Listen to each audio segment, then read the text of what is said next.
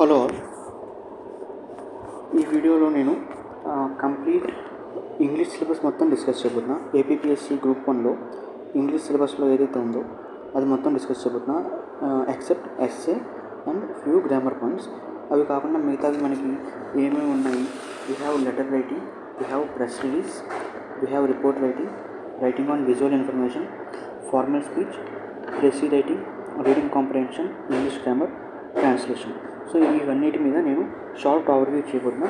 So that before the exam మీరు ఎక్కువ time spend చేయకుండా యూ కెన్ ఈజీలీ మీరు ఈజీగా దీన్ని ఈజీగా అండ్ ఫాస్ట్గా ఇంగ్లీష్ సిలబస్ని కంప్లీట్ చేయగలుగుతారు. So that you can spend your time on papers which actually matters in deciding rank. So let's start. So essay first topic మనకు వచ్చేసి ఎస్సేకి ఐ వుడ్ సజెస్ట్ మీరు జిఎస్కి ఏదైతే ఫాలో అయ్యారో గో విత్ దట్ అప్రోచ్. ఇంకా చెప్పాలంటే మీరు జిఎస్కి 1000 words prepare అయి ఉంటారు. ఈ గ్రూప్ 1కి వచ్చేసరికి 800 words, బట్ ఇక్కడ 200 to 250 అన్నాడు కాబట్టి మీరు ఎస్సీ ఈజీగా రాయొచ్చు. నెక్స్ట్ దానికి వద్దాము. Next we have formal letter. Okay, we have formal letter in APPSC group 1. Formal లెటర్కి ఫార్మాట్ ఏంటంటే first to address, and then we have date, and then formal లెటర్లో ఫస్ట్ వచ్చేది from address, confuse, and then we have date, and then we have to address. ఆ తర్వాత subject ఉంటుంది. Subject and heading బట్టి one లైన్లో మీరు letter ఎందుకు రాస్తున్నారో అది చెప్పాలి. And then salutation, dear sir, dear ma'am అలాగా. And then body,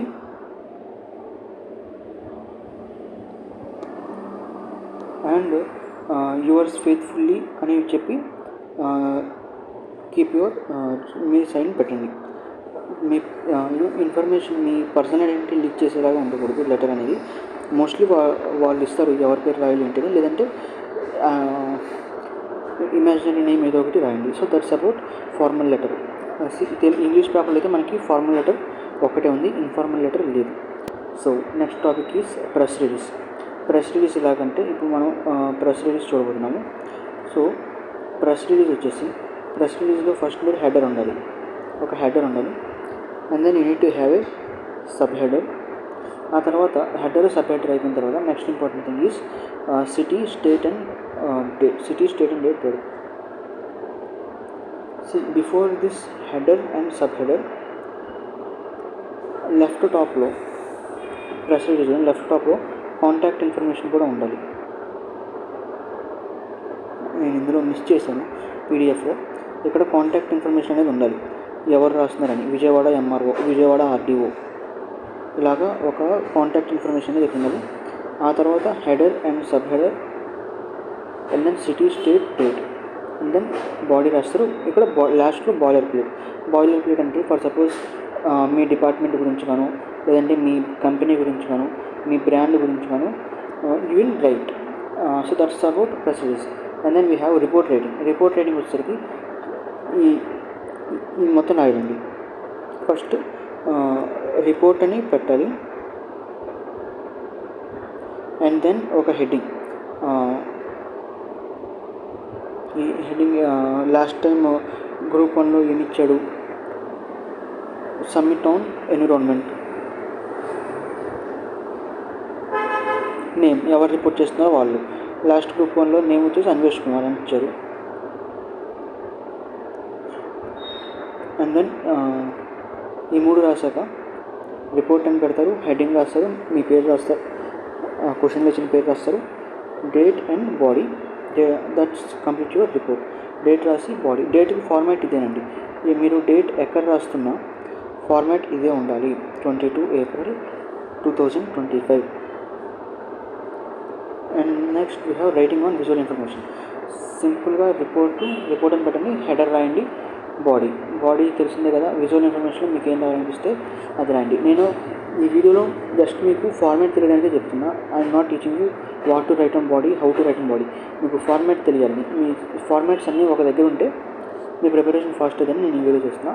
so focus on formats, not what to write body or grammar అవి వాటికి సంబంధించింది కాదు. అండ్ దెన్ ఫార్మల్ స్పీచ్కి వచ్చేసరికి మీరు ఫస్ట్ స్పీచ్ దాని మీద టైటిల్ రాస్తారు. టైటిల్ 2 పార్ట్సే ఉంటాయండి మనకి ఫార్మల్ స్పీచ్లో. ఒకటి టైటిల్,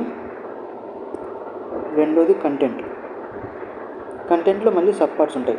కంటెంట్లో మీరు ఎప్పుడైనా సరే ఫస్ట్ చూడండి, స్పీచ్ ఎప్పుడు ఇచ్చినా గ్రీటింగ్స్ అయితే ఉంటాయి కదా, గౌరవనీయులైన సభ మీద ఉన్న వాళ్ళందరికీ నమస్కారాలు, వచ్చిన వాళ్ళందరికీ నమస్కారాలు, ఇలా గ్రీటింగ్స్ ఉంటాయి కదా, అది ఇంట్రోలో ఉండాలి.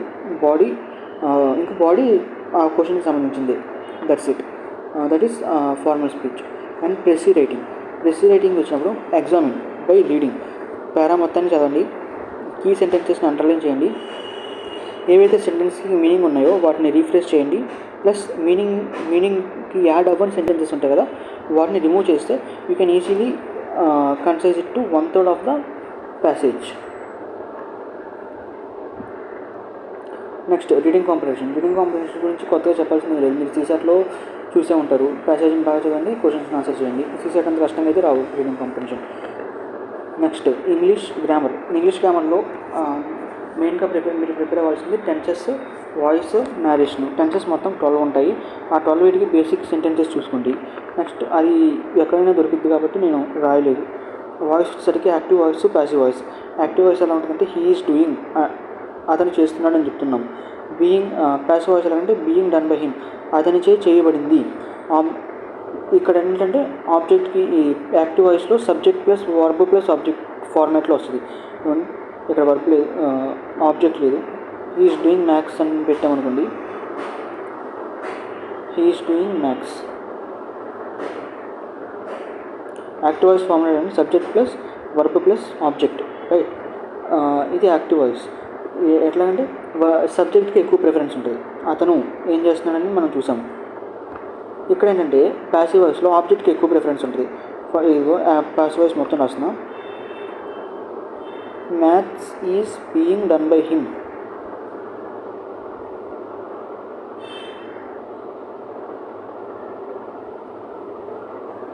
Object, verb, subject, right. Him subject.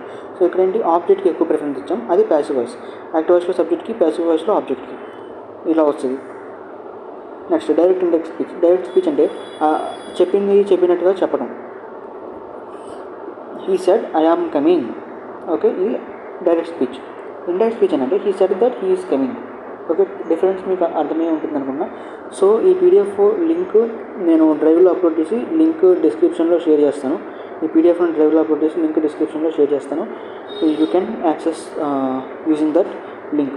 So ఇదండి బ్రాడ్గా ఫార్మాట్స్. నేను ఇంకా ఇందులో మెన్షన్ చేయండి ఏంటంటే ఎస్సే రైటింగ్ ఒకటే. ఎస్సే రైటింగ్ యూ కెన్ మీరు ఏదైతే జనరల్ ఎస్సీకి ప్రిపేర్ అయ్యారో అదే వాడేయండి. ఇంకో వచ్చేసి గ్రామర్లో నేను ఓన్లీ 3 టాపిక్స్ కవర్ చేస్తాను. You have total of 14. ఇంకా మిగతావి మీనింగ్స్, ఆపోజిట్స్ అవి ఉన్నాయి. అవి ఇంకా ఏం చేయలేం కదా, జనరల్ ఎక్స్పీరియన్స్ మీద లేదంటే మీకు వచ్చిన ఇంగ్లీష్ ద్వారా ఆన్సర్ చేయడం. సపరేట్గా ప్రిపేర్ అయ్యేది కావాలి.